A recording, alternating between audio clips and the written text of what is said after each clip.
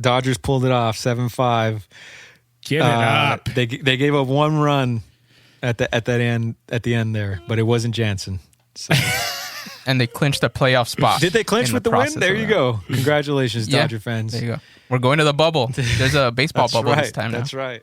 Pop the playoff bubble. Pop the champagne. Wait a minute. I hope they don't do that shit this season. Are you kidding me? That's one of my. We'll get into this later, but one of my biggest pet peeves is when teams pop champagnes for winning the regular season and then winning every subsequent round after that. It's the dumbest shit I've ever seen. You know what I want? You know what tradition I want baseball to bring back is seeing those old 1960s and 50s World Series champions. They just go out to the mound and shake hands, dude. That's all. They just won the championship, and all they do is go shake hands and maybe hug. That was it. Thank you for downloading and listening to the West Box Score. We take a look at sports on the west side of the country, inside and outside of the box score. Here to do that with me is my co-host, my co-pilot, my co-captain, the Doc Gallows to my Carl Machine Gun Anderson, Donald Paz. What's up, Donald? Yo, what up, Alex? How you been, bro? I've been good, man. Anxious to talk to our guests who we're going to have on in just a moment. I need to take a quick moment to ask you to follow us on Twitter and Instagram at WestBoxScore, and also subscribe, rate, and review us on Apple Podcasts, Google Podcasts, Spotify, or wherever you get your podcasts downloaded. And now, the triumphant return of the third man in our tag team here, Sonny and Mano. What's up, Sonny? What's up, gentlemen? Man, you go away for one episode and you tell them don't break anything, and there goes Alex. There goes Alex. It was a small contained fire. Just wanted to see what the gender reveal was going to be for the cats next door, and it got out of control, man. And now all of the west side of the country is on fire. It's the West Box Score fire now. Yeah. Totally didn't mean to, everybody. I'm sorry. If your air quality is bad, not my fault. Sonny and Mano left us unattended to, so it's his fault. But before we got to get to the dumpster fire that is the LA Clippers, man. Oh, man. We always lead with the Lakers because that's our team. But the reason that this is so funny is because I've attested to this. Has been my point about Clippers fans. There's no such thing as actual Clippers fans. What they are to me are just LA Laker haters. They're hometown Laker haters. They don't want to even, because they feel like all Laker fans are assholes, that they're like, I don't want to be in that group of assholes. And in a sense, they've become assholes by going against the Lakers. So they're like, I'm going to be the opposite and root for the Clippers. It's like, no, I just don't like Clippers fans. And I laugh at the Clippers whenever they fail miserably. And this was such a triumphant fail. That fourth quarter, it was tough to watch, dude. What do you have some of those stats handy, Donald, of how that fourth quarter looked for those LA Clippers? I don't have it just for the quarter, but I do have the info on just the overall performance, especially from the big players, right. Kawhi Leonard and Paul George. Kawhi Leonard put up 14 points and Paul George put up 10 points in the whole game. Can I real quick tell you that the memes for this meltdown were like the best of all time. But I can tell you that one of the ones that I saw, now that you just rattled off their 2 points, was that Kawhi and Paul Pierce wanted to honor Kobe, and so they scored a combined 24 points. Yeah. Wow. I'm sorry, dude. That's I think I saw a stat like they were 0 for 8, 0 for 11 from the field, and maybe 0 for 5 from 3-point range as a team at one point in the fourth quarter. Wow. It's like, oh my God. That's crazy. Kawhi Leonard and Paul George, 0 points in the fourth quarter. 0 points in the fourth quarter. Those are your two biggest players. You can't. Game 7, fourth quarter, no production from your two biggest players. Unbelievable. Oh, my God. If you saw the game, it shows, too. That's the crazy part. It was hard to believe that was happening as it was happening. It's like, whoa. That's crazy. Here we were talking about how we thought the Clippers and the Lakers, and that was the big story throughout the whole season, was Clippers-Lakers Western Finals. But you said it on the group text, man. Maybe next season when they're at Staples. But it was crazy to see. We couldn't get a preview of it. Yeah, I mean, I think that's the most fitting thing from this happening at Lakers Clippers playoff series. That at least when it does happen, it will happen in LA as it should happen in LA, not in some Orlando bubble. Oh man, it was hindsight. Like in retrospect, now I could laugh at it, but seeing it happen live the other day, it was so sad, and I felt bad, but now I just got to laugh at him. It was bad. I thought there was one telling stat again as I was sifting through the endless heat of comments. There was one telling stat that I read that said, okay, because the Lakers obviously have returned to the Western Conference Finals. That's officially going to kick off tonight at the time that you're listening to this. Have returned to the Western Conference Finals for the first time since 2010 when they last won the chip. Mm-hmm. And in between that drought, right, the Clippers have made the playoffs every single year and never made it to the Western Conference Finals. So the Lakers were like, yo, we're going to take a little 8 to 10 year break here, fellas. Have at it. And zero. Yeah. And here come the Lakers back, and it's like nothing. It's like I jumped into a time machine, man. It's like nothing has changed. It's crazy. It's crazy. I feel it's weird. I feel bad for Clipper fans. It makes me laugh at Alex's description of Clipper fans because I feel like Clipper fans, Angels fans, and LA Galaxy fans all have similar DNA. Okay. But I'll give you Galaxy credit and Angels credits because at least you guys have won some chips, right? And have proven to be successful at And I know what the ultimate comeback is going to be for LAFC. We supporter show, blah blah blah. We've only been a franchise for three. We've only been a franchise for 3 seasons. So don't even give me that shit yet because it's still too soon. I haven't even said anything. Well, I already know where your head's at. I already know where your head's at. That's why before you even get there. But I'm telling you that there is a shared DNA. Okay. Something about the fact that they play second fiddle. One franchise doesn't even. Two of those teams that I mentioned don't play in LA. The other one does, but they're like always been second fiddle to the main franchise. So that's why they have like this shared, their fans all have like this shared DNA, but the Clippers take the cake. Clippers fans, I'm sorry, you're the most cursed. I couldn't imagine what it's like to be a Clippers fan. I know what it's like to be a Mariners fan, and I don't even think that compares to this Clippers feeling of I don't know if choke is collapse, however you want to put it. A catastrophe. Unbelievable. I don't know. Like 3 chances to close out the Denver Nuggets and fail all 3 times. Apparently they've in their history, they're 0 for 8 in clinching games to a Western Conference Finals appearance. I didn't realize they had 5 other chances last time. When was that? I'm telling you, in the last decade. Oh, wow. In the last decade, while the Lakers have been gone, the Clippers have been knocking on what seems like the door forever. And this was the year that everybody, the pundits, the experts, even us as cross hall room fans, right, or cross dressing room fans, for the moment, were expecting them to be at least in the Final Four, right? It almost was setting up to be like winner of the next series is going to win it all, right? If it happens to be the Clippers, congrats, man, you guys finally did it. If it's the Lakers, it's what we hoped for and expected, but that's not playing out, man, and it's crazy, unbelievable. Yeah, It's sad but funny because that's what they deserve. Their second fiddle. That's harsh. They're that's second harsh. fiddle for a reason. They don't deserve that. No, come on, man. They're little brothers, dude. Come on.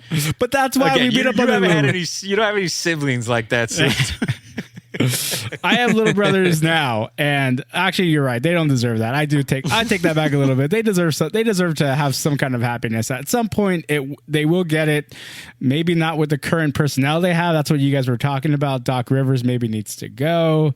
Do they need another? Do they need another big star piece, like a big 3? Like, is that what's missing? Another big star player, or is it just role players at this point. Like with these two big, with Kawhi Leonard and Paul George, they just need role players at this point. I think so, given the personalities that are Kawhi Leonard and Paul George. Just in comparison to the Lakers, you got LeBron, who, even though he is LeBron James, like he's that guy that like gets super happy and he really like cheers on the teammates and all that. Like when was it Horton Tucker made a couple shots, he looked like he was really genuinely happy for him, and you get that kind of a feeling, like this boost of confidence, of him seeing other people flourish in the team. And you don't get that from Kawhi or Paul George. Kawhi's a robot to me. So, because exactly. So, because it feels like at some point he, you want him because he's great and he can kind of help you get to a championship. He's already done it twice. But you can't expect him to be that guy that's gonna rally the troops and to make them feel like super confident and all that. I feel that's what they're missing, because Patrick Beverley, he's kind of just all attitude. He's just a guy that likes to punk, and he can kind of fire you up, but in a different manner. And I feel like that's what they didn't have. Like, it was pretty obvious seeing that, like, the bench and all of them just looked really chill, very mild. They didn't look like they were there happy. Not like that they weren't happy, but I mean, I'm sure they were. But it's just like, it doesn't show. Like, the translation wasn't there for us fans to see. Whereas the Nuggets looked like they were all happy. And I'm sure the expectation was different too. Like, the Nuggets weren't expected to be here. So the way they probably saw this Game 7 was, hey, let's just go out and have fun. Let's go out and do it. People don't expect anything. If we go home, we go home. It is what it is. And I think with the Clippers, it was a different outcome. Like, it was a different expectation. I think that played into it. So they definitely do need like someone else. Because just the way Jokic was having a game, I mean, he only scored 16 points, but the fact that, he was able to draw double teams and get other guys open, I mean, that says a lot about how you're defending, and maybe you don't have the right personnel to defend someone like him. Jamal Murray had 40 points. You can't allow Jamal Murray to have 40 points. That just doesn't, if you want to beat them, you can't let those two have the kind of games that they have. Because the other role players are just there to facilitate the other means to just keep the lead going. And unfortunately, the Clippers didn't have that in Paul George or Kawhi Leonard, and you can't look to the other rest of the starters and a couple of the bench guys to do that for you. So I believe it's a roster issue, it's a chemistry issue more than anything. Well, the tempo that the Nuggets are playing with, without the pressure, that makes the team more dangerous, because now the pressure was all on the Clippers to finish the series. Nuggets almost playing with house money because they weren't expected to go this far already, from Game 6 to pushing into a Game 7, just having so much more fun. So that's a dangerous team that just beat the Clippers. Going into Game 1 tonight against our Lakers, are you worried now? Sonny, you're shaking your head. You're not worried about this Denver team. No, I'm not. Wow. I'm no disrespect to them. I'm not taking away from their feat and what they've pulled off and their heart. But I think the LeBron we're talking about now in year 17, that dude eats pressure for breakfast, man. Like, that's just a different dude that they're up against right now. We just built different, dog. We just built different. Yeah, man. It's like a different that promo, dude. but it's funny. But and I say that because earlier version of LeBron, there were questions about, how he would shy away sometimes from the big moment, and that's why he needed to go to a team like the Heat and form, with two other players of that caliber, even though he was still the best player. But, I remember that narrative very clearly. But this ain't that same LeBron. This is experience-aged LeBron, who's still hungry, by the way, who's been hearing nonstop about how Giannis is the best, Kawhi is now the best, Steph is the best, et cetera, and so forth and so on. And yet there's one dude still standing of all those guys. And I think he's aware of that. And he knows you get a team like Denver down. Although the Lakers played around with their food with the Houston Rockets in the last series and the Blazers the series before that. But I think the chip is so close. I don't see the Lakers making the same mistakes that in this case the Clippers and I guess the Jazz, but also made in letting Denver come back out of it. So I just don't see it happening, man. And I'm not trying to be an arrogant Laker fan at that point. It's more objectively looking at the personnel, as Donald said, the makeup, the chemistry of these teams. The Lakers have been playing the best defense in the bubble, of all teams. Arguably, you could say the Heat also have been playing just as good defense. But for sure, top 2 defense, the Lakers have been playing. So long as they sustain that on that end of the floor, because they're going to miss shots, they're going to go through their droughts. That's fine. But don't dip your energy. And like I said, you played with your food with the Rockets sometimes, and you would mess around and let them come back. And luckily, you were able to nip it in the butt and finish the deal. But obviously the lessons there, the history's there to show us. If you do that with this Denver team, they have the experience to believe in themselves, the confidence to believe, we've been here before, ain't no thing. Well, that's dangerous. So that's why it's so dangerous, and that's why you have to. It's dangerous, but I trust in this Laker team to not fall victim to it. And that's why I'm not nervous about it. That's how much faith I have in this team and how well coached they are. Or well coached they've been, and how disciplined they've been thus far. I'm hoping I don't have to play this back next week's episode. I am hoping, Sonny, I don't have to. So there's 2 things you're gonna have to play back 2 weeks from now. You're gonna have to play back when you asked us for a dark horse before all these playoffs started. You did, yeah, that's right. Both myself and then Donald gave you a team from South Beach. Name the Miami Heat. You did. You'll play that back first, and then you'll play this back when it's Lakers and Heat in the final. You got it, Donald. What are your predictions for this series? What do you think it's going to take for the Lakers to finish off Denver? It's crazy to see. Well, for me personally, I think that the biggest hurdle was already done with the Houston Rockets. Wow. I feel that was the team that I was the most scared of. And at the same time, they took care of it. It feels like the Lakers are just built differently. I think a lot of people don't really expect them to do much, especially because outside of the starting, outside of LeBron and AD, people question Kuzma, Caruso, Danny Green. They pretty much question all the rest of the roster outside of the top 2. And I think that's the reason why the Lakers, are always a little, what's the word? Like, they're always underrated in that sense. But at the same time, like, you've seen how much they produce. And the thing is, like, yeah, do they drop the first game? Yeah, they drop the first game. But then they come back and they just basically take them out in the next 4. At least that's what we've seen in the past 2 series.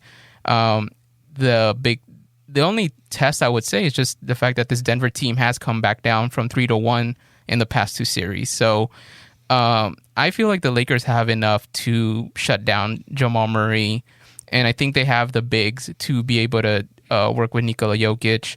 The thing with the Rockets is that I feel that what they did a good job on that I kept seeing was that every time they double teamed one of their guys, whether it be James Harden or Westbrook, they knew how to time the third guy defending the open guy. So it was like the double team comes, then James Harden looks for the open guy, and as soon as he gives it to him, like there's already a defender like a step ahead to make sure that guy's covered. And that's what the Clippers didn't do with Denver. And that's why even though Jeff Van Gundy kept talking about Jokic's passing and how great of a passer he was and all that, a lot of it was just because every time they double teamed him, he would give it to the guy that's open, and no Clipper was there to defend that guy. So by the time that guy gets the shot off, the Clippers are like 2 steps behind on the defensive. And I feel like that's the thing that the Lakers are better at. So I just think like their defense is great, and similar to the Clippers, they just got to make their shots. If Clippers make the shots, this game would be different for the Clippers, and I think the Lakers just got to get their shots in. That's it. Western Conference Finals starting today. Make sure you check it out. 6 p.m. tip-off. Is that on TNT, Donald? Yep.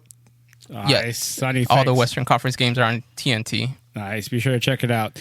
So over the weekend, the NFL got restarted, and we saw SoFi Stadium open up with the LA Rams taking on the Dallas Cowboys on Sunday Night Football. Good matchup, I got to say. I like the way this Rams offense looked.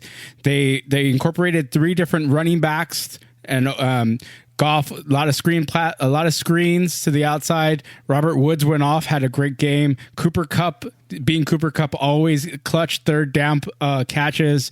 Goff, I'm always not 100% sold on Goff just because I feel like he misses a lot of open guys. He just goes for the quick reads and he doesn't really survey the field quickly enough for my liking.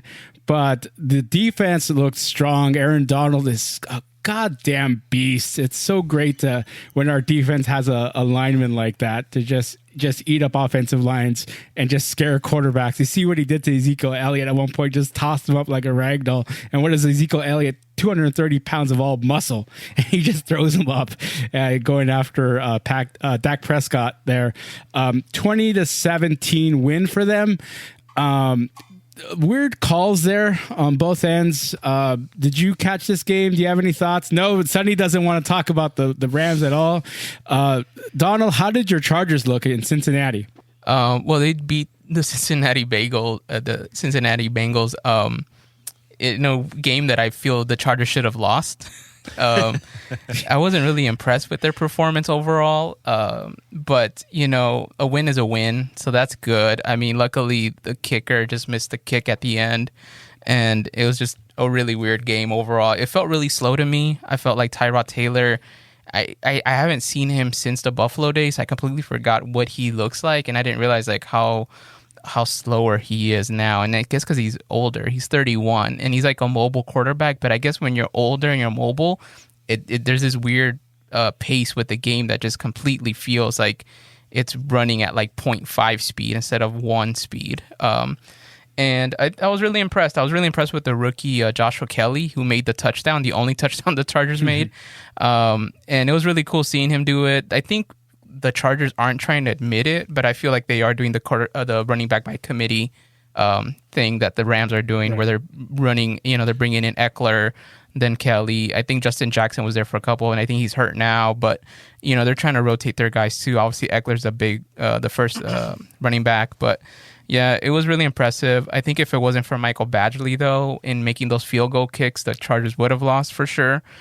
He's basically was a saving grace for this game, but overall, I don't know. I'm not really too hyped about the way the team looks so far, and I think it just starts with the quarterback for me. So we'll see. We'll see if they switch out with somebody else. We'll see. Sonny, there's another team an NFL team that plays in California. How did they do over the weekend? You must be referring to my beloved 49ers. The yes, defending NFC champions. Put some respect on their names. I asked. Okay. It is a copycat league, so let's not pretend like the Rams suddenly employing this 3 running back by committee system is like, oh, it's so genius. There was a team that went all the way to the Super Bowl last year doing this, and they were called the San Francisco 49ers. So consistency is key. Let's see what they do this year. For copying the recipe to success. Just to finish the thoughts on your Rams team, the most impressive thing about that game was that stadium. Woo, right. Man, what a stadium. Who knows when anybody will be able to set foot in there? 2025. Maybe. But yeah, that's a gorgeous looking stadium. I will give credit to that. Wouldn't you? I bet you can't wait to see the Rams Niners there. Of course. Are you kidding me? Because I guarantee you that had fans been allowed in this game, the Cowboys would have won because they would have had the home field advantage. All the time. We all know Cowboys fans would have showed up. Even as much as I despise the Cowboys and how overrated they are every single season, we all know that every game at Ram Stadium or SoFi Stadium mostly is a home game for the other team. So this is actually an advantage this season for the Rams that they're not having any fans in the stands. That was at the Coliseum. That's true. But maybe SoFi will have a slight edge to LA fans. Maybe. I'm being hopeful. Yeah. Look at me trying to be optimistic now. This is my new, I don't think so, buddy. way of life. If that helps you sleep at night, sure. The Niners, though, to answer your original question, disappointedly dropped their first game. Not surprisingly, though, because it was a division game. The Cardinals have played us tough for seemingly like the last decade, but especially Kyler Murray, since he was drafted, has been a thorn in the Niners' side. I mean, not just the Niners' side, a lot of team sides, but ours especially for whatever reason. That he gives us fits, man. And it was disappointing also to see kind of some of the same issues occur for us. Not that we had many last season, but the glaring issues being when our receivers are not healthy and we rely on our depth of receivers, we don't look that good. Like Jimmy G doesn't have that many weapons to throw at, and therefore it exposes him a little more. And that's kind of how this played out. You know, we started off fast, and the Cardinals found a way to hang around as they normally do again, and then Kittle missed some time because he got injured during the game, and it's just we didn't have that receiver. I feel like we're a couple pieces away, but I said we've been a receiver away, like a deep threat receiver away from really being the complete team. And you know, whispers around the league are Allen Robinson wants out of Chicago. Maybe he does, maybe he doesn't. I really hope the Niners make a serious attempt to get a receiver like that, because then it's like, all right, we're rocking and rolling. But I'm not too worried. You know, a lot of people like to hit the panic button, overreact after, you know, a game. It was week 1. There was no preseason. So you have to account for things like that. Again, Absolutely. There's no fans. There was smoke in the air. So many variables that, and again, credit to the Cardinals because they found a way to finish off the win and get it done. And that was a huge loss because it was a divisional game in a tough division. But I'm not pressing the panic button yet. You know, I'm not ready to count out the Niners out of contention. I don't think, suddenly because of the way the Rams looked against the Cowboys that, forget it, it's going to switch back to the Rams. It's week 1, gentlemen. Let's chill out for a second and reassess in 3 more weeks. I think it's fair. Every team needs to reassess or just not panic after a 1-week loss. Because like you said, there was no preseason. This is our first real look at NFL teams in full throttle. Like scrimmages are not going to help out a team fix or correct their offenses or defenses. So you got to let these weeks play out, and that's going to be tough now because you have 16 games to do it, but you're going to have to correct sooner rather than later. Moving on now to baseball. The Astros were in town over last weekend, and that was a fun 2 games, except for the fact that Kenley was another dumpster fire on the mound. He's just, when he's on, I'm trying to rack my brain, Donald, and hopefully you can help me out with this, Donald. I cannot remember the last time Kenley had a 9, or not even a 9, but like maybe a 15 pitch inning for a save. It's never an easy 3 outs for Kenley. It never is. And would he come in on the top of the 9th for a save against Houston, and he gives up a tying run, then he gives up 2 additional runs. It was a 5-1 lead they had in the top of the 9th, and he gives up 6 runs. Or it might have been 6 or 7 runs. 7 runs, right? Yeah, he didn't record an out. It was tough to watch. That was about as as the Clippers collapse. It was bad. It was a really bad one bad inning, right? It's not like he blew the series out of a chance at a Western Conference Finals appearance, but still a bad outing there. And it especially stings because it's against the Houston Astros, and you just want to beat the crap out of them every time they're in town. So that's why it really stung for me as a Dodgers fan, but they come back and win the next game. So that was fine. But my favorite were Dodger fans in front of Dodger Stadium, just kind of hitting trash cans again as the Astros bus pulled into Dodger Stadium. They have their signs. You know, Manfred's a piece of trash, what have you. Hey, Altuve, still this sign. And then there was even a a helicopter that flew over Dodger Stadium with says, "Hey Astros, steal this sign. You cheated." Bang bang. Yeah. That's right, Sonny. It's that. I mean, this is not going to die down anytime soon. It can't next year, right? Right, Sonny. What do you think? No. This rivalry will exist at least for the next 4 years, as long as Bregman, Altuve, Springer, Correa, any one of those players still play for the Houston Astros, this rivalry will continue to exist. And I will say, I was with you. Nobody was hurt more or disappointed more by Kenley Jansen's meltdown than Mariners fans, because I'll have you know, going into that moment, we were trailing the Astros for the second spot, which this year is a playoff spot in the American League West by 2 games. So trust me, every loss to the Astros is huge right now with 2 weeks of baseball left. So nobody was rooting harder for Kenley Jansen to come in and, just finish this deal. So to see his meltdown was so infuriating. Yeah. Because at the end of the day, you guys lost to your bitter rivals, but you were still sitting in first. Right. I was like, okay, it sucks. We should have swept them, blah, blah, blah. But there was actual playoff implications for other teams, so that's where it was disappointing. Sorry we couldn't help you out, Sonny. We would love to have your Mariners in the postseason, especially now that you have a 1 in 16 chance of making it. Yeah, exactly. Hey, we'll take it.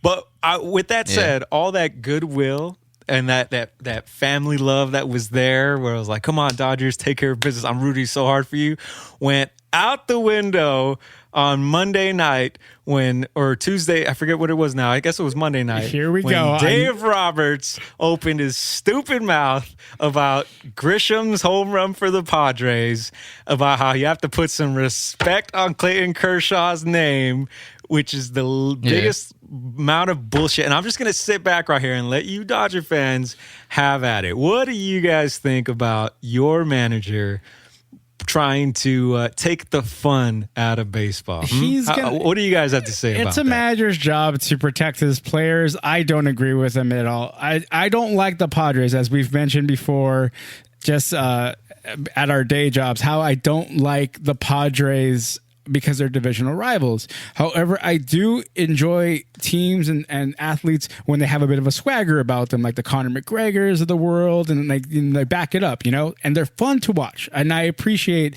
the fact they are a fun team to watch. I just don't want that fun to come at the expense of my team, because I'm selfish that way. But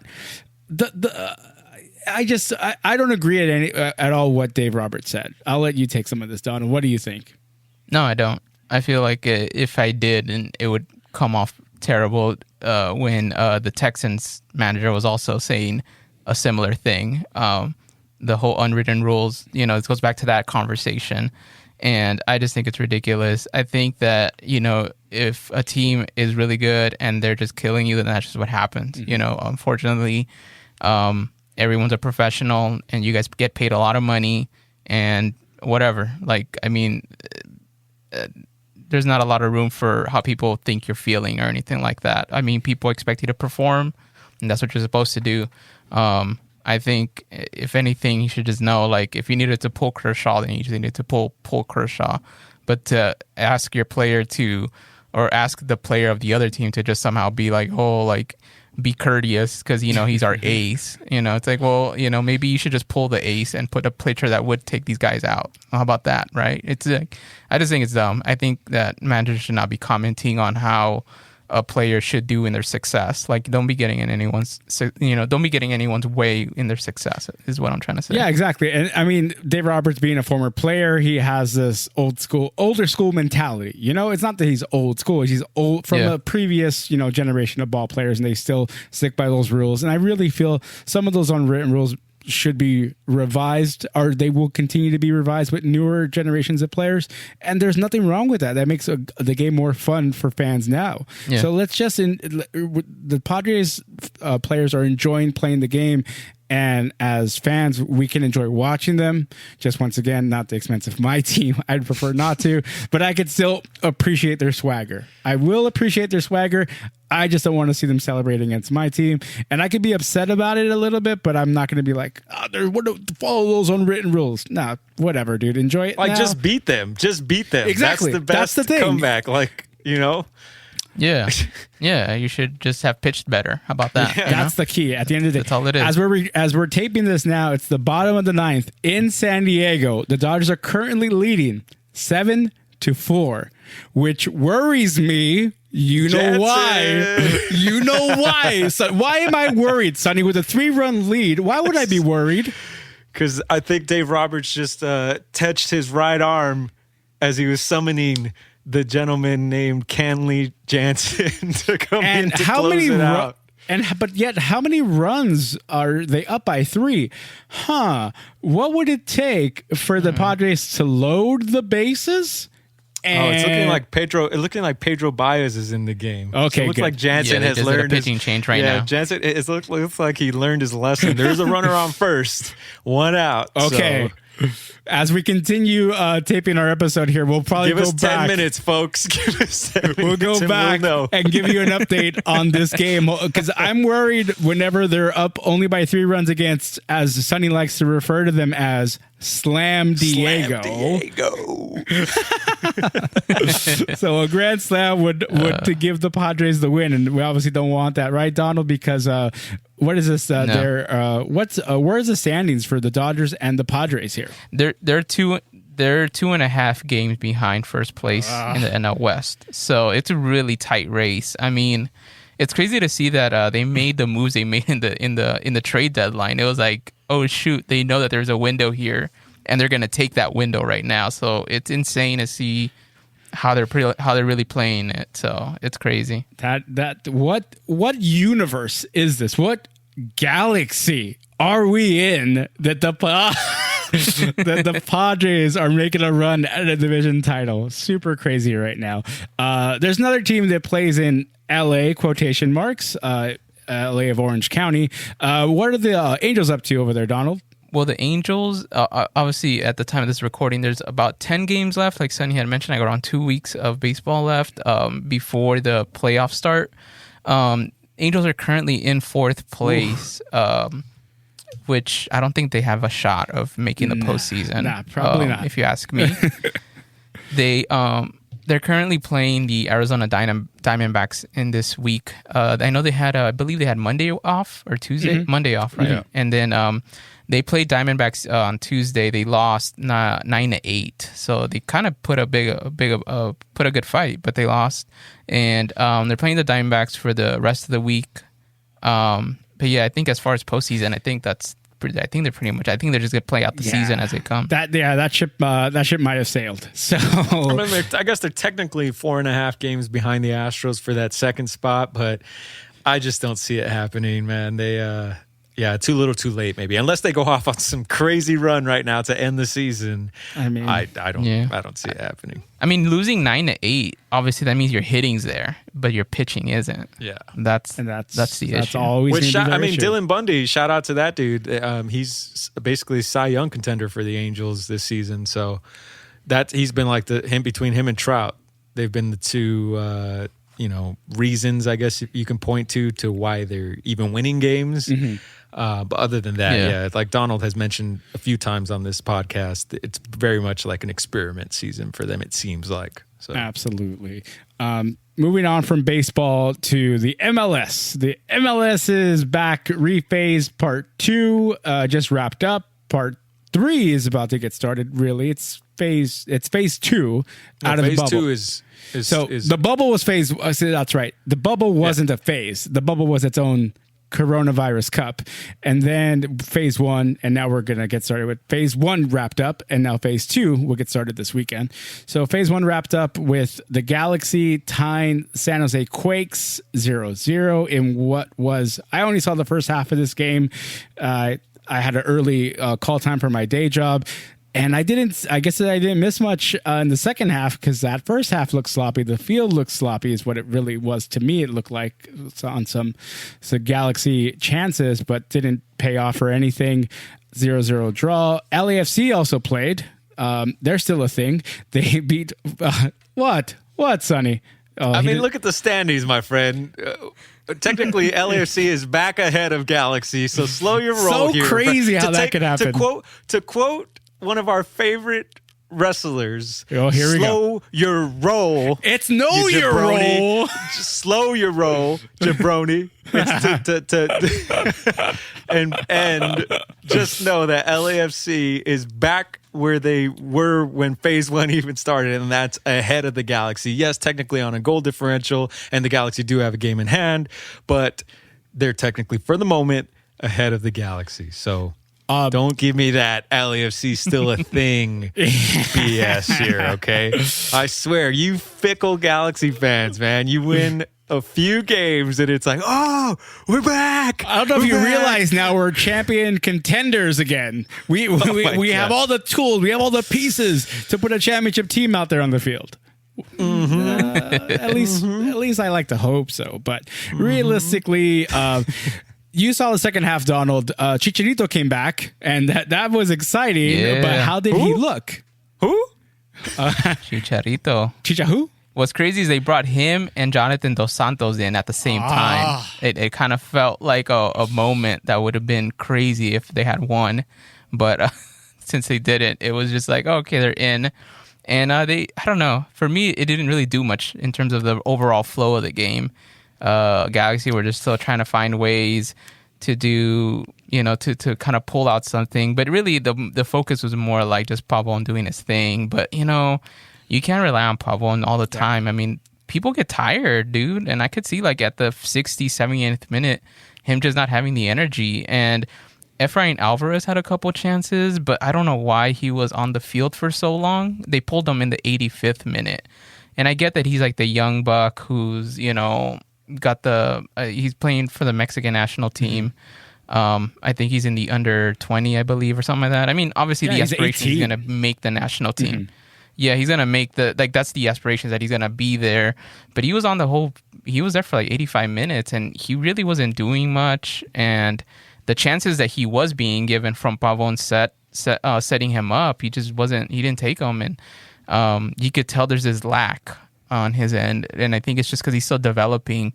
But I think at the same time, because it was a San Jose Earthquakes, like, they probably felt like, oh, this would be a good game for the young guy to get some reps in and do it. But it's like, dude, you didn't even win, though. Like, you drew against a team you should have won. And outside of the field being terrible, it was all, like, patchy. Yeah. The thing is, like, you didn't finish. The fact of the matter is you just didn't finish. And, Chicharito came in for Zubac. So... but he didn't really add anything to it either. Like, it just felt like Chicharito. It didn't really feel like a big deal that he was in there. I guess for San Jose, they just weren't feeling threatened at all. So I don't know what that says about Chicha, but yeah. Every time Chicha's on the pitch, it's a big deal. Just so you know, Donald. Come on, you know this. You've seen the Bud Light Seltzer commercials. You know it's a big deal.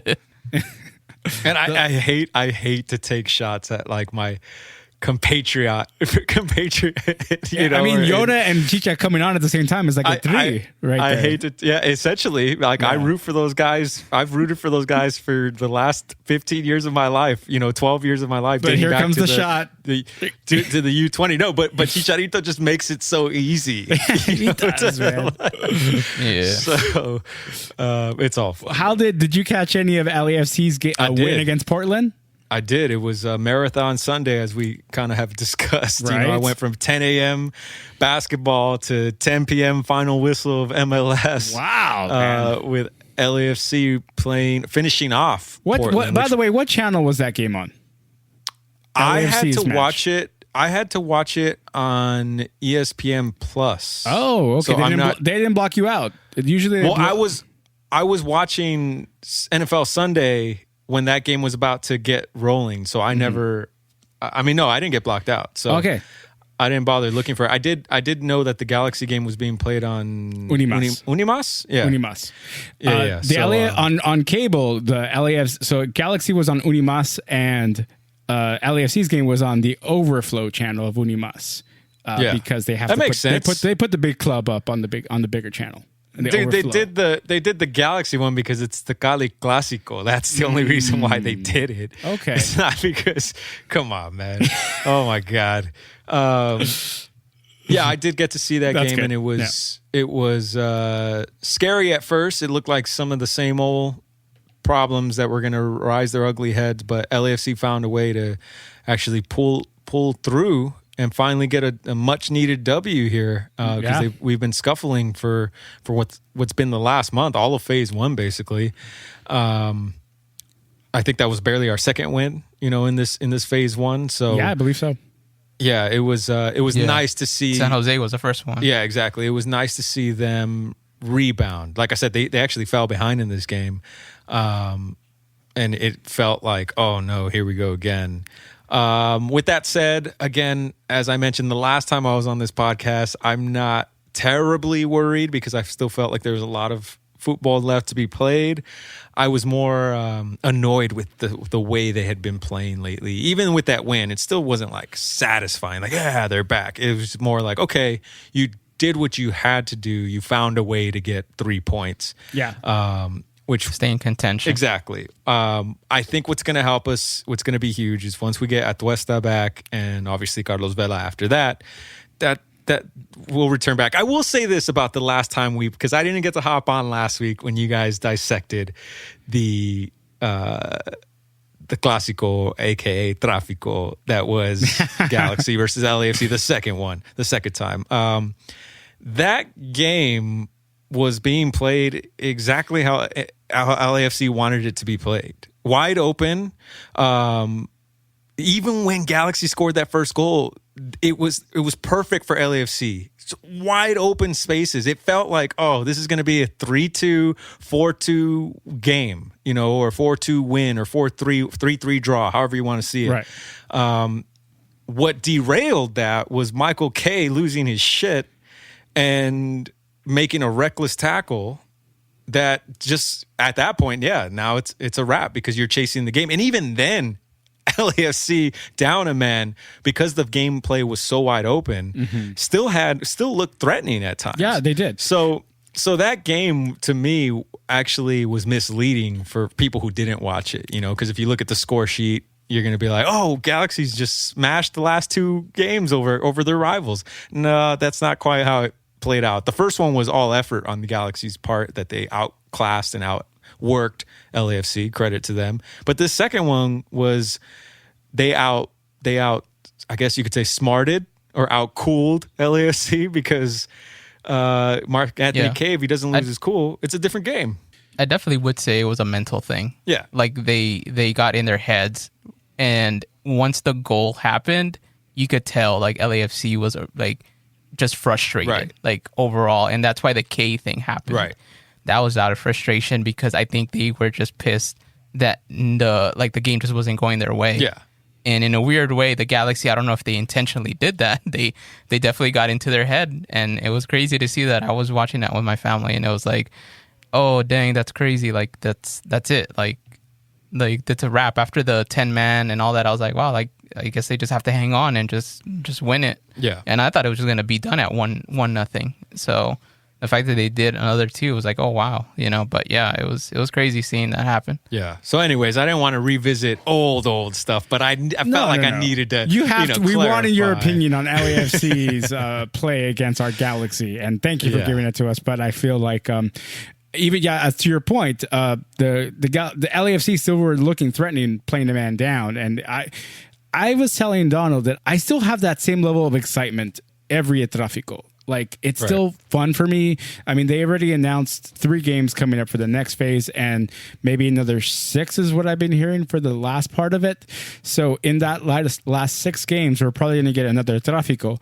I'm not burnt out on them yet. I still enjoy them. Like, even though the Galaxy have taken these last 2, it's not, they've been decisive wins in the sense where we've kept clean sheets. The Galaxy have kept clean sheets, but they're still like that level of excitement of anything can happen, and that's what makes these matches fun. I'm down for 2 more of them in the next phase. Give us 2 more. And I think I always go back to your joke about the bubbles and going playing in regions. And I think it was you who you mentioned us playing in this region. Like, I see 10 in Tráficos, don't give us these bubbles. Yeah, exactly. I remember you saying that. I'm like, you know what? Now they heard you and they're giving us a lot of Tráficos, and I'll take every single one of them. They're so much fun still, even without the star power of Vela and Chicharito. Who? I agree. Even having seen my team lose these games, it's still hella entertaining and something that I look forward to, even if I watch it begrudgingly, because I know Alex's takes after this are going to be so irrational and so crazy. Just a little bit. But it's okay. I still enjoy it. And besides, we all know which team wins when it matters most. So, I'll just one win. So, it matters That's all the we most have to go off of. in the playoffs. That's all we have to go off of. And in a bubble. Playoff wins, tournament mode, elimination style mode. Those are the games that matter most. I don't write the rules, man. I just follow them. That is good. That's a good one. All right. So looking ahead to this weekend, the Galaxy will take on Colorado, and LAFC takes on Seattle on Friday tonight. Worried? Yeah, of course. Should be. Of course. That's a tough team, man. Yeah. The NFL is also week 2. The Rams take on the Eagles. Your Chargers. Bolt up. Donald, who are they taking on this weekend? They're taking on the freaking Super Bowl champion I love the way you're Kansas City Chiefs. I hate that. Oh man, and they're gonna be at SoFi. This is the worst. Like you're gonna get that win. You're gonna crescent the stadium with a win, dude. You have to. I know that. The only good thing is that like Sonny said earlier, division games are always tough. So there's a shot for the Chargers to actually pull one out. That's just what happens when you play with division teams. You just know each other really well. So I can't say they're going to be shocked by Patrick Mahomes at all. Like, they should already know what he's going to do. So it should be fun. Obviously, it's always good to see them play a good team. I think that was the other thing too. You're playing the Bengals last week. That wasn't the most exciting thing too. So this one should feel a bit more exciting. Chiefs, they got good players. Chargers got their guys. So yeah, just looking forward to some good football. Yeah, if it wasn't for Chicharito being the Bengals kicker, man, they might have pulled it off.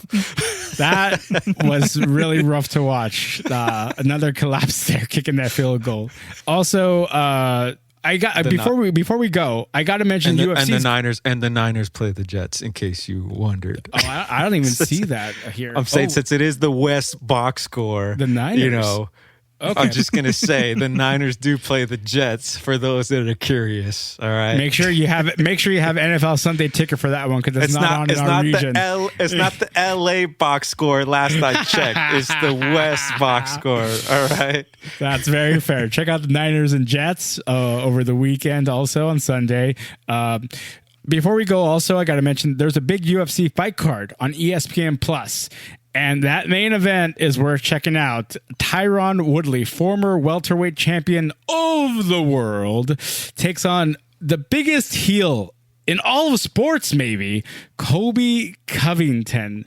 I mean, if you follow him on social media at all, if you've heard him speak at all, you know he's just an antagonist. And right now, Colby, Sonny is giving you the bird right here on our Zoom call because you deserve it. You're a big jerk. You're playing the heel very smartly. From what I understand, from people who know him, it's all an act to break the fourth. It's a shoot. It's a shoot. It's the goddamn shoot. He's playing a gimmick. And if you're really getting pissed at what Colby's saying, you're getting worked, because it's all a gimmick, but it's fun to watch, and I'm gonna watch this main event because I want to see him get his ass beat. It works. I'm buying it. Hook, line, and sinker. ESPN Plus, 5:00. Yeah. I'm gonna be there, tuned in, because on the co-main event, Donald Cowboy Cerrone is taking on Nico Price too. It's a stacked card. Johnny Walker versus Ryan Spahn. You got Mackenzie Dern on this card too. Mackenzie Dern, great Brazilian jiu-jitsu artist, black belt, worth checking out. This card, top to bottom, worth checking out, ESPN Plus. And of course, what we're all going to be watching tonight, Western Conference Finals, Game 1, our Los Angeles Lakers back there where they belong, fighting for a championship to bring back to LA. This is the next step, guys. I can't wait. You excited? I predict series is over in 5. The same way, the gentleman sweep where they let Denver win game Here's 1 my and they prediction. win the next 4. No, my prediction is Lakers go up 3-0. Oh. Nuggets win the next game. Now we start hearing all this hype about this time can they pull off a 4-game comeback, first time in history, blah, blah, blah. Then Lakers are going to come out next game and just smack them, and it's going to be a wrap. Yeah. That's my prediction. Going out on a limb, but I say Lakers in 5. Donald, what's your prediction?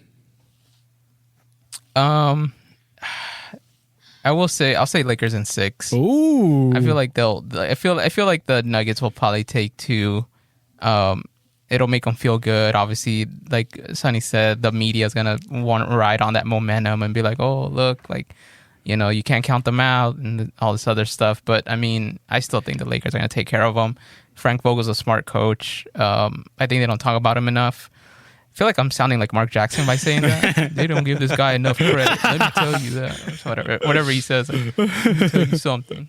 This guy does not get enough credit. But yeah, I just feel like they don't really talk about Vogel like that. I get that he's not Brad Stevens, you know. He's not this young guy who, like, you know, knows how to turn a team around. But I'm looking forward to the series for sure. If I could write this script out, it would be the Nuggets winning game 1, just the same way the other 2 series have gone. And then the Lakers winning the next 3 with the potential to win it in 5 like they had done the other series. But going to a game 7 against Denver, letting Denver come back potentially to do the same thing like they've done in this previous 2 series just to get it done in game 7. And in the NBA Finals, we get a Lakers-Celtics matchup in the bubble. Lock it in. You know, I wouldn't be mad at that. I'm rooting for Lakers Celtics just from a Lakers fandom standpoint. But I think the Heat will beat the Celtics. But I'd love to see Lakers Celtics. I that Miami team, I haven't really been watching the NBA playoffs as you guys have been watching it. And I saw that overtime game when it got to overtime, obviously waiting for the Clippers matchup. And wow, that Miami team is real scary. Yeah, they're pretty good. Hey, one last note before you wrap it up real quick. Dodgers pulled it off 7-5. Give it up. They gave up 1 run at the end there, but it wasn't Jansen. So. And they clinched the playoff spot. Did they clinch with the win? There you go. Congratulations, Dodger fans. There you go. We're going to the bubble. There's a baseball bubble this time. That's right. Pop the playoff bubble. Pop the champagne. Wait a minute. They don't do that shit this season. Are you kidding me? That's one of my. We'll get into this later, but one of my biggest pet peeves is when teams pop champagnes for winning the regular season and then winning every subsequent round after that. It's the dumbest shit I've ever seen. You know what I want? You know what tradition I want baseball to bring back is seeing those old 1960s and 50s World Series champions. They just go out to the mound and shake hands, dude. That's all. They just won the championship, and all they do is go shake hands and maybe hug. That was it. Yeah.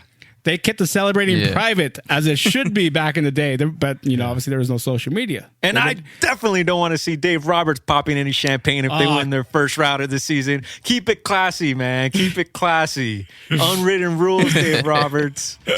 Unwritten rules. That's it for us this week. Thanks again to Sonny Amato for joining us. Check out his podcast, The Fox Crate Podcast. Follow him on Instagram at The Fox Crate. Next week, we're going to cover this Western Conference Finals. More MLB and MLS season wrap up and the NFL wrap up. Be sure to check us out on Twitter and Instagram at WestBoxScore. Please subscribe, rate, and review us on Apple Podcasts, Google Podcasts, Spotify, or wherever you get your podcasts downloaded. See ya. Peace. Later.